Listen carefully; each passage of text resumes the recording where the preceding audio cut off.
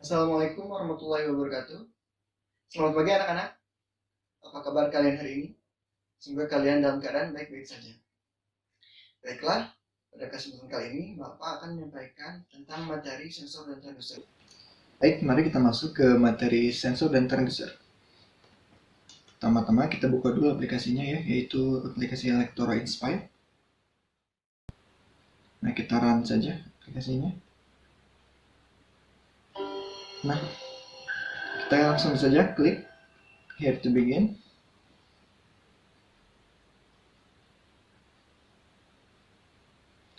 Nah, kita masuk ke halaman awal. Nah, sebelum masuk ke materi, kita baca dulu. Di sini ada petunjuk-petunjuknya. Di sini ada menu-menu yang harus kalian pilih ya. Yang pertama kita pilih dulu petunjuk agar dapat mudah menggunakan aplikasi ini. Nah, di bagian halaman petunjuk ini terdapat petunjuk dalam penggunaan aplikasi ini. Nih, yang pertama, di sini ada bagian petunjuknya. Yang kedua, di bawah ini ada bagian petunjuk untuk dari fungsi-fungsi tombol yang digunakan.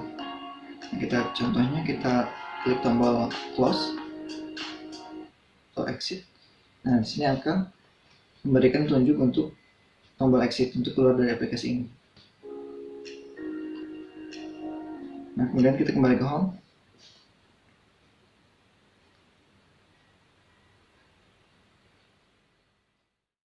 Baiklah, sebelum masuk ke materi, Bapak akan menyampaikan dulu terkait kompetensi dari materi sensor dan transducer.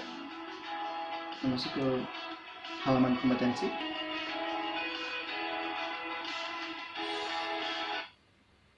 Nah, kompetensi dari materi sensor dan transducer itu yaitu untuk memahami macam-macam sensor dan transducer.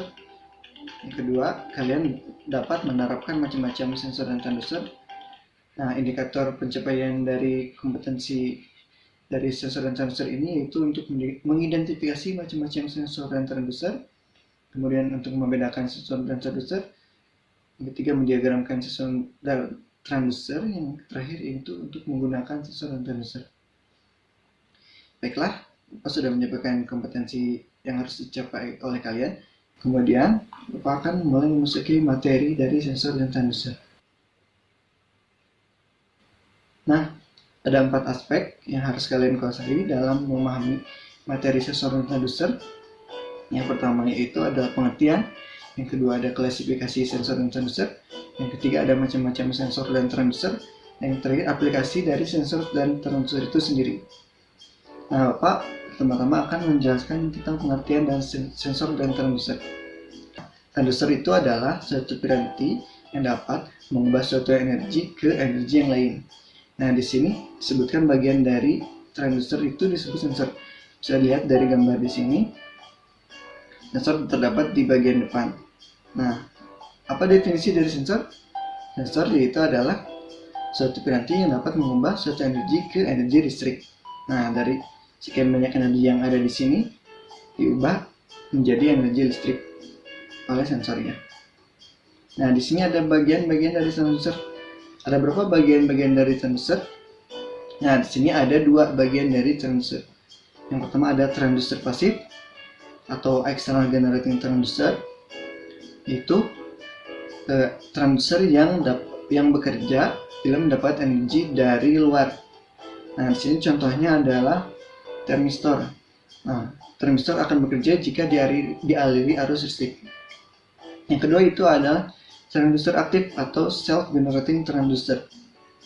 Nah, di sini pengertiannya yaitu transducer yang bekerja tanpa ada tambahan energi di luar. Jadi, tanpa mendapatkan arus listrik akan bekerja sendiri. Kemudian, apakah anak-anak sudah paham apa yang dijelaskan oleh Bapak? Nah, jika sudah paham, kita masuk ke materi klasifikasi dari sensor dan transducer. Kita klik di bagian klasifikasi.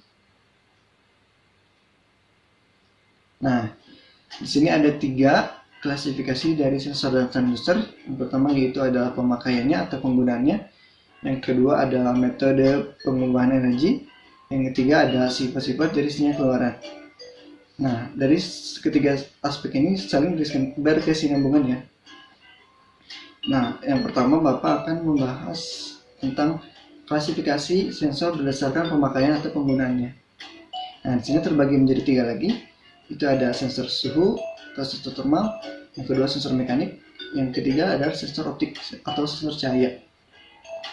Nah, di sini yang pertama itu adalah sensor thermal. Apa itu sensor thermal, anak-anak? Ada yang tahu? Nah, ya di sini ada sensor thermal itu adalah sensor yang digunakan untuk mendeteksi gejala perubahan panas atau suhu atau temperatur. Nah, di sini ada contoh-contohnya seperti ada thermocouple, RTD. Nanti akan Bapak bahas di macam-macam sensor dan transducer. Yang kedua itu adalah sensor mekanik. Nah, pengertiannya itu adalah sensor mekanik yaitu sensornya untuk mendeteksi perubahan gerakan mekanik seperti perpindahan atau pergeseran. Nah, di sini untuk mendeteksi juga tekanan, aliran, level dan sebagainya. Contohnya itu adalah strain gauge, LVDT, potensio, dan lain-lain. Kemudian yang ketiga adalah sensor optik atau sensor cahaya. Nah, ini mungkin kita sudah perhatikan kemarin di LDR. Nah, pengertiannya itu adalah sensor yang mendeteksi perubahan cahaya atau pantulan cahaya atau bias cahaya. Nah, contohnya itu yang kemarin LDR, fotodioda, solar cell, dan lain-lain. Kemudian kita masuk ke materi macam-macam sensor dan transducer. Kita klik. Nah, kita masuk ke macam-macam sensor dan transducer. Di sini ada berbagai macam dari sensor dan transducer, dimulai dari sensor suhu, sensor optik, dan sensor mekanik. Nah, Bapak akan pertama-tama membahas dulu mengenai sensor suhu atau sensor thermal. Nah, di sini komponennya ada thermocouple. Nah, cara kerja dari thermocouple ini yaitu ketika ujung logamnya dipanaskan maka akan menghasilkan tegangan listrik. Nah, bisa kita lihat dari animasi yang ada di sini ya. Ketika thermocouple ujungnya dipanaskan maka akan menghasilkan tegangan listrik. Semakin besar panas maka akan semakin besar tegangan listrik yang dihasilkan. Berikutnya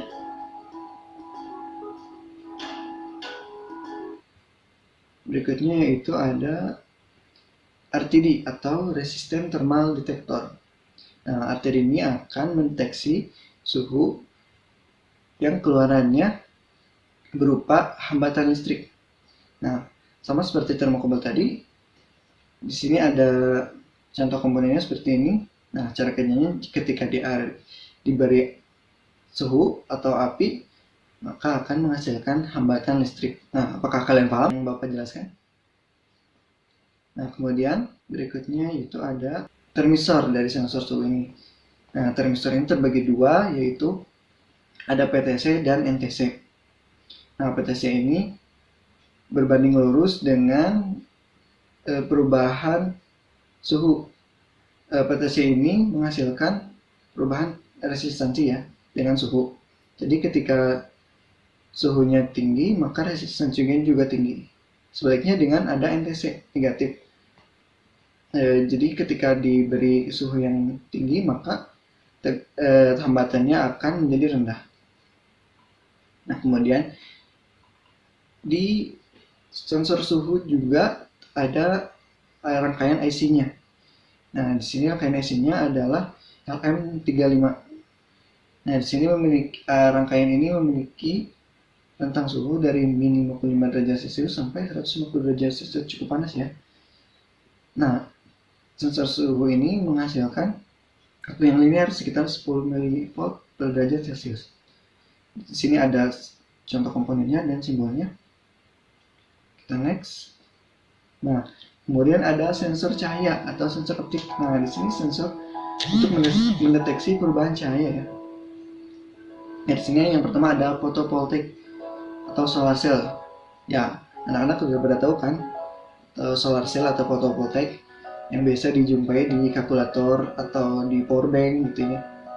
Nah, ini adalah cara kerjanya. Jadi fotovoltaik atau solar cell ini menyerap sinar matahari. Nah, ketika matahari diserap, sinarnya cahayanya akan menghasilkan tegangan dari elektroda ini. Kemudian, jika kita ingin menyalakan komponen AC, maka tegangan ini diinverter dulu, kemudian dikonversikan ke tegangan AC. Nah, kita next. Nah, sekarang ada fotodioda. Nah, ini hampir sama cara kerjanya dengan LDR. Nah, fotodioda ini bekerja berdasarkan perubahan arus. Nah, bisa kita lihat di aplikasi di sini ya. Nah, ketika cahayanya kecil, maka tegangan atau arusnya juga kecil. Jika diberi cahaya, maka akan besar tegangannya. Berikutnya yaitu adalah LDR. Jadi, LDR ini bekerja berdasarkan perubahan cahaya dan resistansi ya. Jadi ketika diberi cahaya yang banyak, maka hambatannya akan besar. Nah, ketika kita lihat di animasi ini ya, ketika cahayanya kecil, maka hambatannya hampir mendekati nol ya. Nah, kita next. Berikutnya yaitu ada macam-macam sensor dan transducer untuk sensor mekanik. Nah, di sini ada strain gauge. Nah, ini atau load cell ya, biasa kita sebut load cell. Nah, ini adalah simbol komponennya. Dan ini ada animasi cara kerjanya. Jadi ketika diberi tekanan, maka akan menghasilkan perubahan tegangan. Jadi ketika semakin besar tekanannya, maka tegangannya akan semakin besar. Kita lanjut saja. Kita next. Berikutnya yaitu adalah aplikasi dari sensor dan transducer. Nah, di sini ada berbagai macam aplikasi dari sensor dan transducer. Nah, aplikasi ini sudah kita biasa temukan sehari-hari ya. Nih, contohnya di sini ada antena termasuk dalam transducer elektromagnetik. Terus ada potentiometer ya. Kemudian ada elektroakustik. Nah, ini yang suka nyanyi. Nah, ini adalah merupakan aplikasi dari transducer. Ada loudspeaker, ada earphone, ada mikrofon. Itu adalah aplikasi dari transducer. Nah, berikutnya kita masuk ke aplikasi dari sensor aja ya. Kita klik videonya. Nah, ini adalah aplikasi dari sensor. Nah, sensor yang digunakan pada video ini yaitu adalah sensor proximity untuk mendeteksi jarak. Nah, di sini adalah proses produksi pengisian susu ya. Nah, sensor ini akan mendeteksi jika ada susu yang reject. Jadi ketika mendeteksi susu yang reject, yang seperti yang kosong akan dibuang. Nah, sekian dari materi sensor dan transducer. Apakah anak-anak paham dengan apa yang Bapak jelaskan? Nah, ini ada buku bacaan yang daftar pustaka buku bacaan dari materi sensor dan transducer. Jika kalian ingin membaca-baca, di sini bukunya ya. Nah, jika kalian sudah paham, langkah selanjutnya yaitu kita masuk ke testing atau evaluasi. Kita klik di bagian evaluasi. Nah, di sini terdapat 10 soal. Pertanyaan dan tentunya ada 5 soal pilihan ganda dan 2 soal jawaban ganda. Artinya kalian harus menjawab 2 soal dan 3 soal jawaban salah dan benar. Bapak beri waktu kalian 30 menit untuk mengerjakan. Kita klik tombol mulai untuk mengerjakan.